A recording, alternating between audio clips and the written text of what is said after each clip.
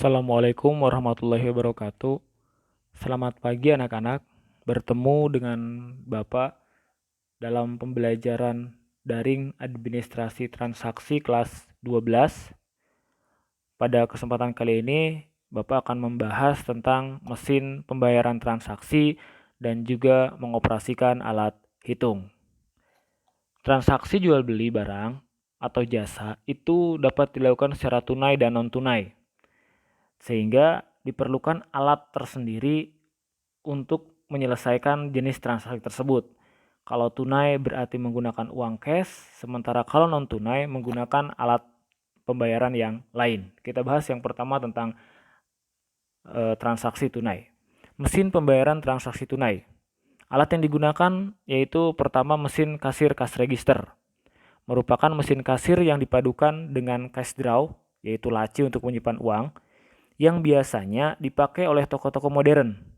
Ada dua jenis, ada yang cash register manual, seperti yang dilihat di gambar, yaitu di mana untuk menginput transaksi menggunakan kode price lookup atau PLU.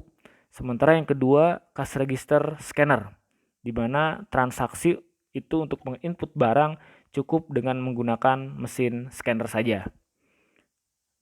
Kemudian yang kedua, ada mesin point of sales, merupakan seperangkat komputer dan sistem yang digunakan untuk melakukan transaksi penjualan dengan dipadukan beberapa alat seperti scanner, cash draw, dan juga printer. Apa bedanya dengan mesin cash register? Kalau mesin cash register, mesin yang khusus dibikin atau dibuat untuk menangani transaksi pembayaran atau pembayaran transaksi tunai. Sementara kalau mesin POS itu seperangkat komputer yang di dalamnya diberikan atau diisi aplikasi dengan aplikasi jual beli, kemudian ditambah alat bantu scanner untuk membaca produk, kemudian cash draw untuk menyimpan uang, dan juga printer yang digunakan untuk mencetak struk transaksi pembayaran. Bedanya seperti itu. Selanjutnya, kita akan membahas seperti apa sih kalau transaksinya non tunai, di mana pembayaran tidak menggunakan uang. Mesin yang dipakai dalam pembayaran non tunai itu adalah electronic data capture atau EDC. Orang sering menyebut juga sebagai mesin gesek. Merupakan alat yang akan memindahkan dana rekening pada bank konsumen ke rekening penjual. Jadi simpelnya cara kerja dari mesin edisi ini, ketika ada konsumen datang bertransaksi dengan kita, dia tidak menggunakan uang tunai, tapi menggunakan misalnya kartu kredit. Dengan menggunakan kartu kredit, dana yang dimiliki oleh konsumen di banknya itu akan dipindahkan ke rekening kita sebagai penjual dengan menggunakan alat mesin edisi ini. Transaksinya secara non tunai. Selanjutnya, apa sih manfaat atau fungsi dari yang namanya mesin pembayaran? Pertama, memperoleh data yang lebih akurat. Kita penjual nggak usah bingung ketika produk yang kita jual banyak, harganya kita lupa. Dengan adanya mesin cash register ataupun mesin POS tadi akan membantu kita mengetahui identitas produk, harga, ataupun misalnya stok barang itu dengan lebih akurat. Yang kedua, membantu menyelesaikan pekerjaan dengan cepat. Konsumen belanjanya banyak, bisa kalian bayangkan ketika bertransaksi di sebuah supermarket, konsumen belanja dengan beberapa troli, kita masih menggunakan alat hitung yang manual, pasti akan lama sekali. Tapi dengan menggunakan mesin hitung tunai ataupun non tunai, itu prosesnya akan berjalan dengan cepat. Kemudian kesalahan pun bisa diminimalisir. Itu manfaat yang ketiga. Kenapa? Karena dengan kita menginput, otomatis nanti mesin akan bekerja, akan menjumlahkan secara langsung, mengidentifikasi transaksi tersebut dengan keakuratan yang tinggi. Sehingga dengan seperti itu, jelas akan berpengaruh terhadap pelayanan konsumen. Konsumen akan merasa puas ketika kita bertransaksi, ketika mereka bertransaksi dengan kita dengan keakuratan yang tinggi. Dan yang terakhir, fungsi dari mesin pembayaran itu menjadi alat kontrol karyawan. Artinya apa? Dengan mesin pembayaran kita bisa mengetahui berapa jumlah transaksi yang terjadi di hari tersebut yang kita tangani, berapa banyak barang yang keluar, bagaimana stoknya, itu semua bisa dikontrol melalui mesin pembayaran tadi. Nah, selanjutnya kita akan bahas mengoperasikan alat hitung. Alat hitung kalkulator lebih banyak kita mengenalnya.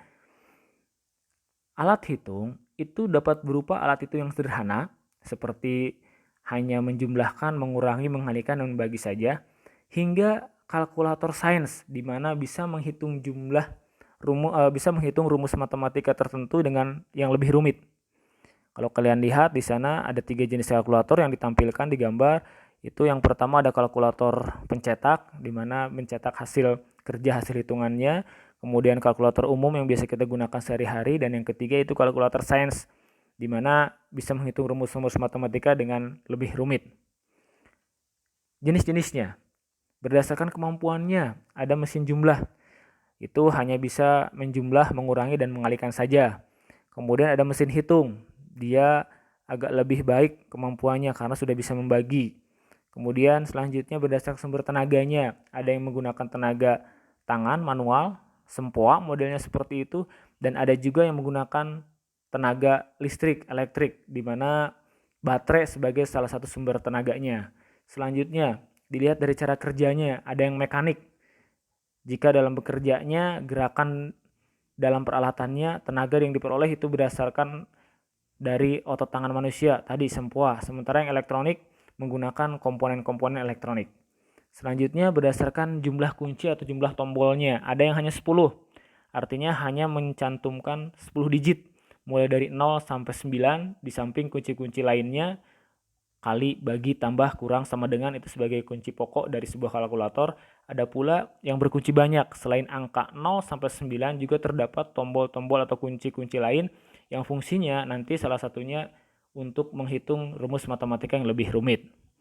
Berikutnya dilihat dari penyajiannya, ada yang pencetak, di mana angka-angka atau hasil hitungan pada kertas akan tercetak lewat tile roll, dan juga ada mesin hitung atau kalkulator yang tidak bisa mencetak, yang hanya bisa kita lihat di displaynya saja. Nanti pada pertemuan berikutnya kita akan coba mempraktekkan. Pertama, seperti apa sih cara mengoperasikan mesin pembayaran transaksi tunai ataupun pembayaran transaksi non tunai yang mereka register, kemudian yang pos ataupun mesin edisi.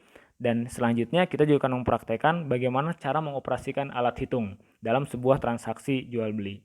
Itu saja pembahasan administrasi transaksi pada pertemuan sekarang. Kurang lebihnya mohon maaf. Terima kasih. Assalamualaikum warahmatullahi wabarakatuh.